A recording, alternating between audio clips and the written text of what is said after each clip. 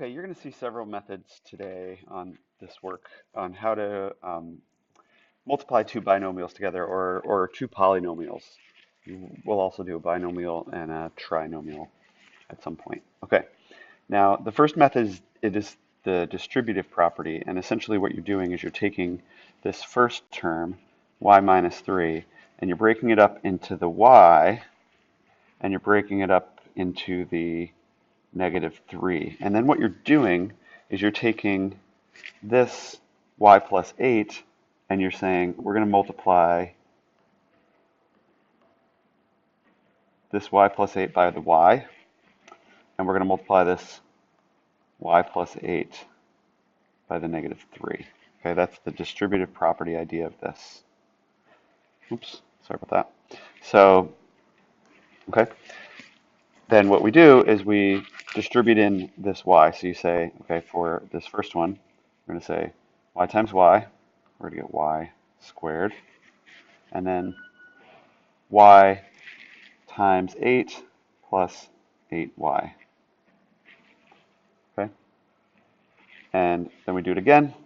Over here, we say -3 times y. We get -3y. And -3 times 8, -24. And then the last thing we do is we need to identify what are the like terms and we need to resolve them.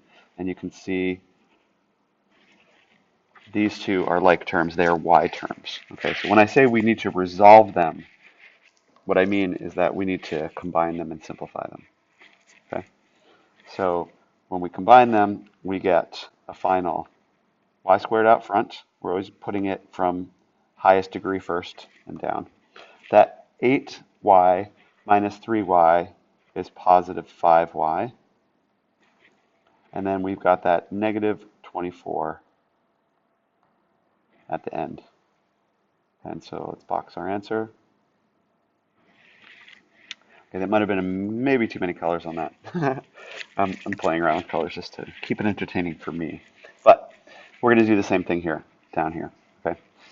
I'll still break it apart the same. I just won't use so many colors to distribute. I'll say this right here we're going to break up into 2r and -3.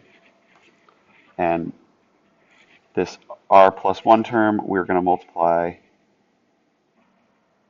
Well, that will be multiplied by both of those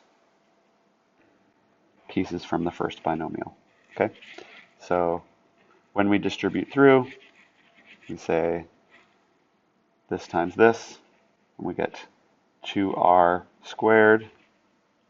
This times this, we get 2r times 1 is just 2r. And we've distributed that 2r to both things inside that binomial. So that's done. And then we move to the next one.